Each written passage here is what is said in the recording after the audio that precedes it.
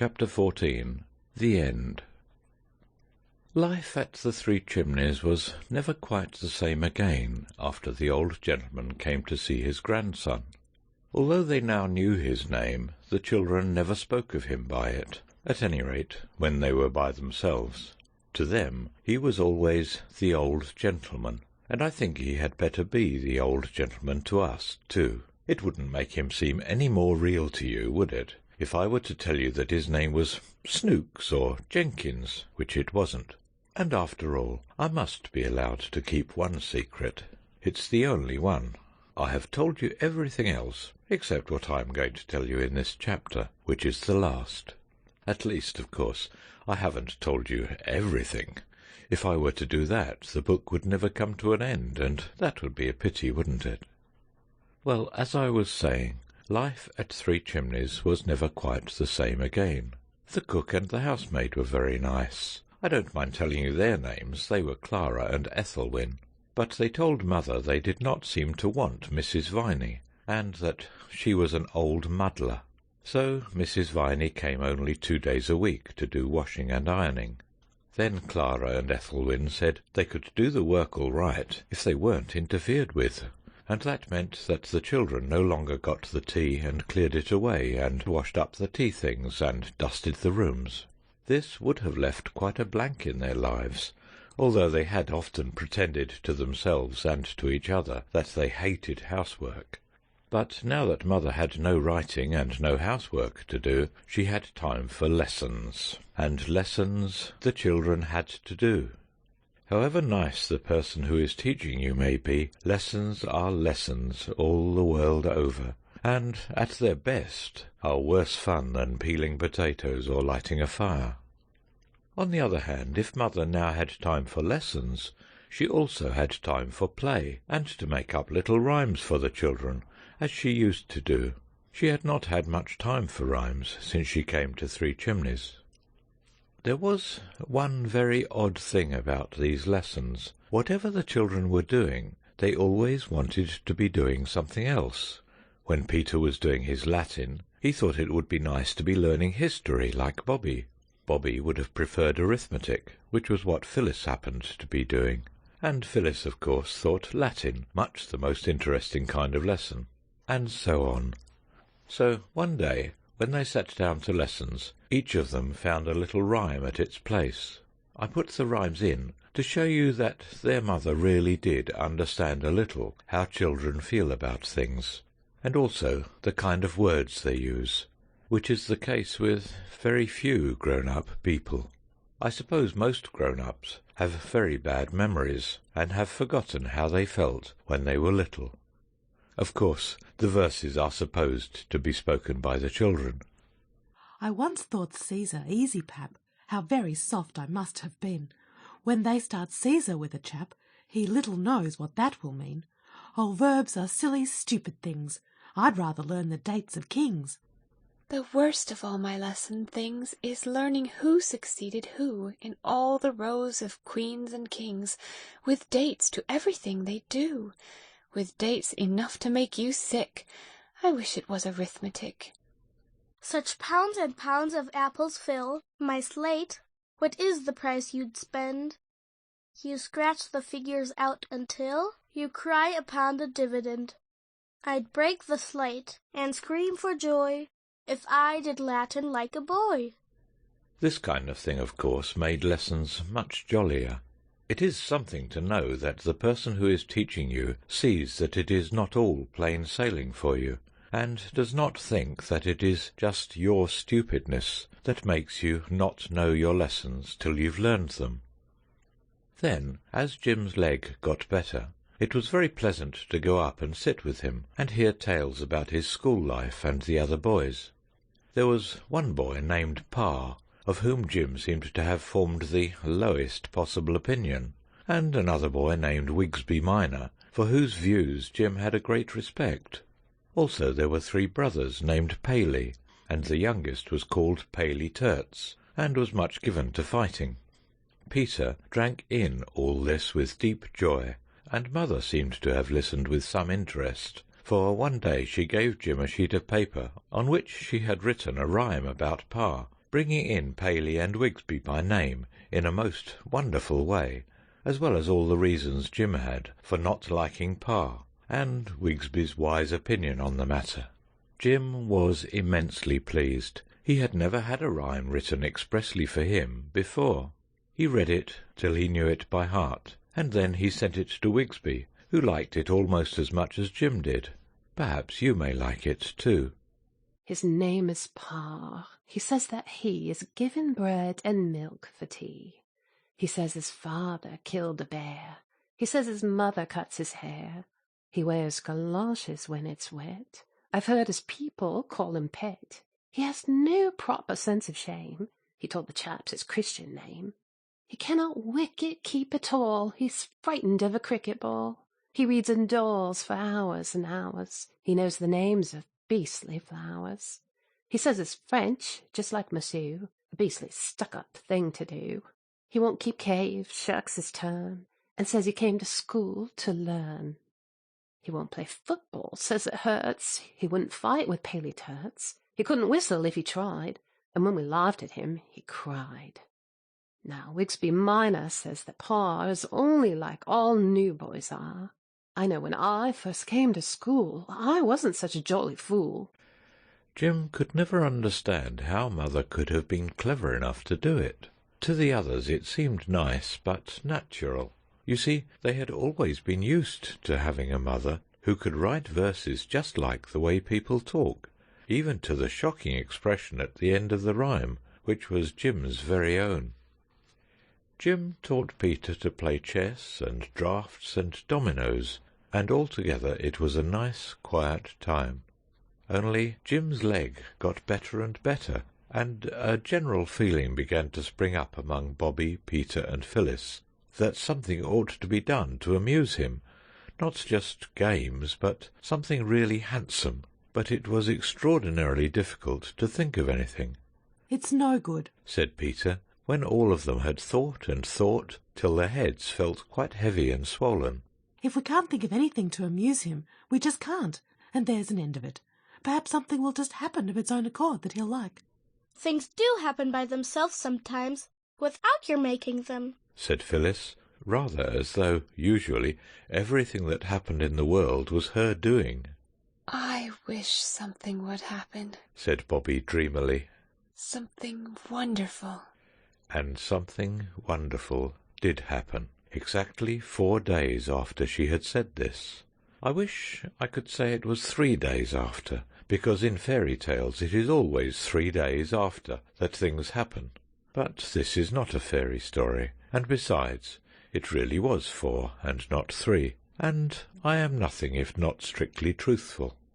They seemed to be hardly railway children at all in those days, and as the days went on, each had an uneasy feeling about this, which Phyllis expressed one day. "I wonder if the railway misses us," she said plaintively. "We never go to see it now." It seems ungrateful, said Bobby. We loved it so when we hadn't anything else to play with. "Perks is always coming up to ask after Jim, said Peter. And the signalman's little boy is better. He told me so." "I didn't mean the people," explained Phyllis. "I meant the dear railway itself." The thing I don't like, said Bobby on this 4th day, which was a Tuesday, is our having stopped waving to the 9:15 and sending our love to Father by it. "Let's begin again," said Phyllis, and they did. Somehow the change of everything that was made by having servants in the house and Mother not doing any writing made the time seem extremely long since that strange morning at the beginning of things, when they had got up so early and burnt the bottom out of the kettle and had apple pie for breakfast and first seen the railway. It was September now, and the turf on the slope to the railway was dry and crisp. Little long grass spikes stood up like bits of gold wire. Frail blue harebells trembled on their tough, slender stalks. Gypsy roses opened wide and flat their lilac-coloured discs, and the golden stars of St. John's Wort shone at the edges of the pool that lay halfway to the railway. Bobby gathered a generous handful of the flowers, and thought how pretty they would look lying on the green and pink blanket of silk waste that now covered Jim's poor broken leg. Hurry up, said Peter, or we shall miss the 9:15. I can't hurry more than I am doing, said Phyllis. Oh, bother it. My bootlace has come undone. Again. When you're married, said Peter, your bootlace will come undone going up the church aisle, and your man that you're going to get married to will tumble over it and smash his nose in on the ornamented pavement. And then you'll say you won't marry him, and you'll have to be an old maid. I shan't, said Phyllis. I'd much rather marry a man with his nose smashed in than not marry anybody. It would be horrid to marry a man with a smashed nose all the same, went on Bobby. He wouldn't be able to smell the flowers at the wedding. Wouldn't that be awful? Bother the flowers at the wedding, cried Peter. Look, the signal's down. We must run. They ran, and once more they waved their handkerchiefs, without at all minding whether the handkerchiefs were clean or not, to the 9:15. Take our love to father, cried Bobby, and the others too shouted, Take our love to father. The old gentleman waved from his first-class carriage window. Quite violently he waved, and there was nothing odd in that, for he always had waved. But what was really remarkable was that from every window handkerchiefs fluttered, newspapers signalled, hands waved wildly. The train swept by with a rustle and roar, the little pebbles jumped and danced under it as it passed, and the children were left looking at each other. Well, said Peter. Well, said Bobby. Well, said Phyllis. Whatever on earth does that mean? Asked Peter, but he did not expect any answer. I don't know, said Bobby. Perhaps the old gentleman told the people at his station to look out for us and wave. He knew we should like it. Now, curiously enough, this was just what had happened.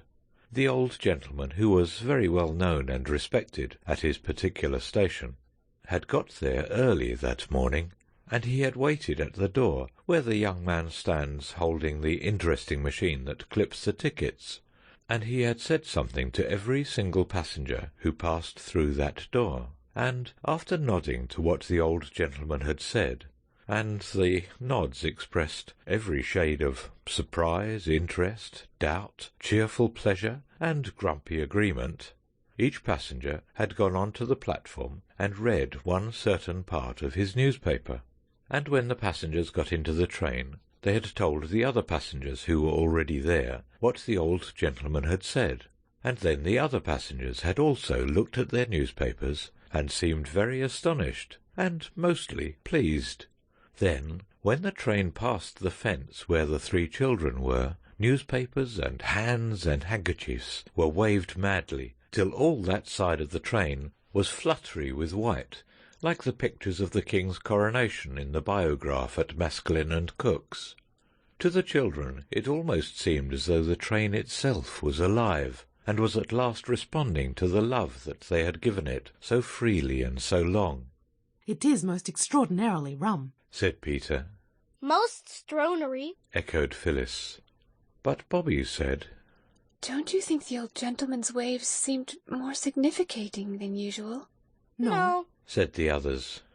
I do, said Bobby.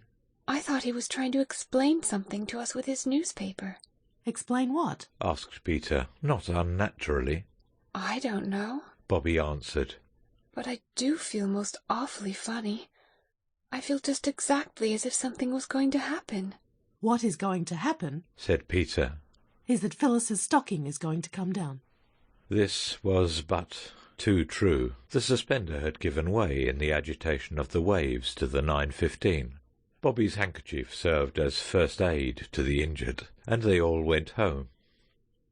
Lessons were more than usually difficult to Bobby that day. Indeed, she disgraced herself so deeply over a quite simple sum about the division of 48 pounds of meat and 36 pounds of bread among 144 hungry children that Mother looked at her anxiously. "Don't you feel quite well, dear?" she asked.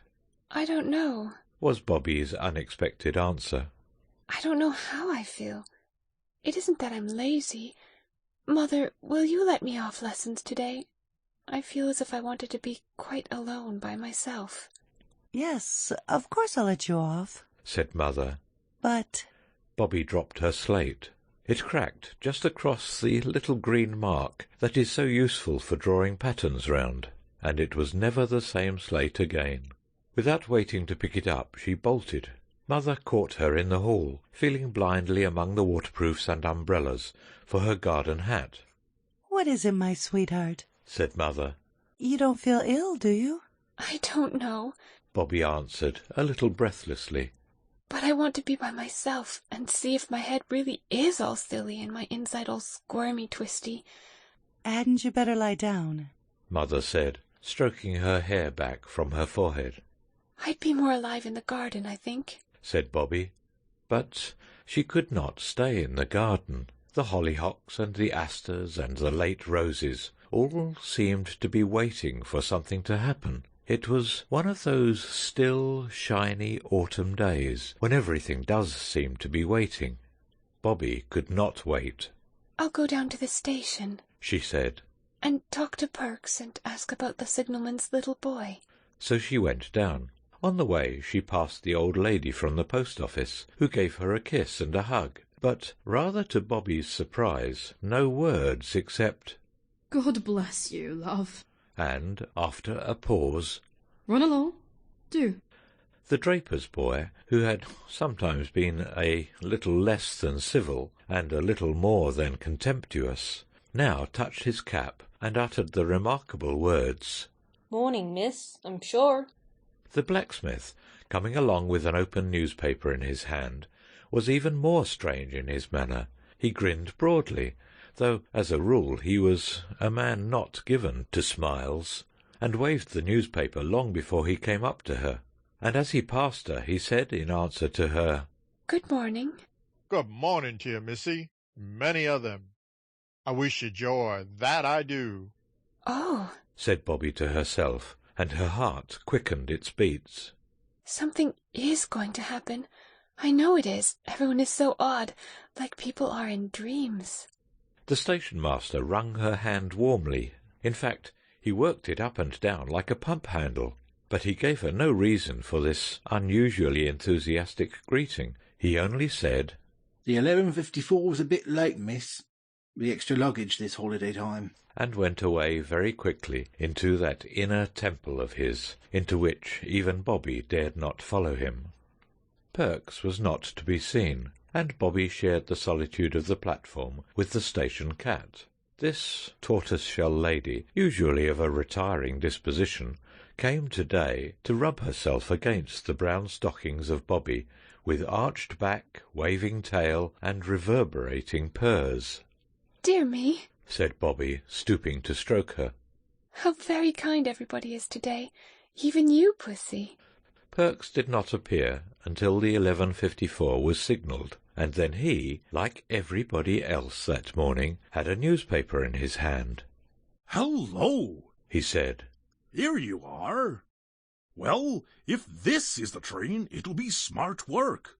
Well, God bless you, my dear. I see it in the paper, and I don't think I was ever so glad of anything in all my born days. He looked at Bobby a moment, then said, One I must have, miss, and no offence. I know on a day like this here. and with that he kissed her, first on one cheek and then on the other. You ain't offended, are you? He asked anxiously. I ain't took too great a liberty. On a day like this, you know. No, said Bobby. of course it's not a liberty, dear Mr. Perks. We love you quite as much as if you were an uncle of ours. But on a day like what? Like this here, said Perks. Don't I tell you I see it in the paper? See what in the paper? Asked Bobby, but already the 11:54 was steaming into the station, and the station-master was looking at all the places where Perks was not and ought to have been. Bobby was left standing alone, the station cat watching her from under the bench with friendly golden eyes. Of course, you know already exactly what was going to happen. Bobby was not so clever. She had the vague, confused, expectant feeling that comes to one's heart in dreams. What her heart expected I can't tell, perhaps the very thing that you and I know was going to happen. But her mind expected nothing. It was almost blank, and felt nothing but tiredness and stupidness, and an empty feeling, like your body has when you have been a long walk, and it is very far indeed past your proper dinner time. Only 3 people got out of the 11:54. The first was a countryman with 2 baskety boxes full of live chickens, who stuck their russet heads out anxiously through the wicker bars. The second was Miss Peckett, the grocer's wife's cousin, with a tin box and 3 brown paper parcels. And the third— "Oh, my daddy! My daddy!" That scream went like a knife into the heart of everyone in the train, and people put their heads out of the windows to see a tall, pale man with lips set in a thin, close line, and a little girl clinging to him with arms and legs, while his arms went tightly round her. "I knew something wonderful was going to happen," said Bobby as they went up the road. "but I didn't think it was going to be this. Oh, my daddy! My daddy!" Then didn't Mother get my letter? Father asked. "There weren't any letters this morning. Oh, Daddy, it is really you, isn't it?" The clasp of a hand she had not forgotten assured her that it was. You must go in by yourself, Bobby, and tell Mother quite quietly that it's all right. They've caught the man who did it. Everyone knows now that it wasn't your daddy. "I always knew it wasn't," said Bobby. "Me and Mother and our old gentleman."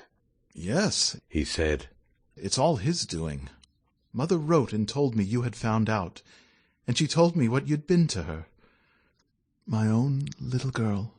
They stopped a minute then, and now I see them crossing the field. Bobby goes into the house, trying to keep her eyes from speaking before her lips have found the right words to tell Mother quite quietly that the sorrow and the struggle and the parting are over and done, and that Father has come home. I see Father walking in the garden, waiting. He is looking at the flowers, and each flower is a miracle to eyes that all these months of spring and summer have seen only flagstones and gravel and a little grudging grass. But his eyes keep turning towards the house, and presently he leaves the garden and goes to stand outside the nearest door. It is the back door, and across the yard the swallows are circling. They are getting ready to fly away from cold winds and keen frost to the land where it is always summer. They are the same swallows that the children built the little clay nests for. Now the house door opens. Bobby's voice calls, "Come in, Daddy, come in." He goes in, and the door is shut. I think we will not open the door or follow him. I think that just now we are not wanted there. I think it will be best for us to go quickly and quietly away. At the end of the field, among the thin gold spikes of grass and the harebells and gypsy roses and St. John's wort, we may take just one last look over our shoulders at the white house where neither we nor anyone else is wanted now. End of chapter 14. End of The Railway Children by Edith Nesbit.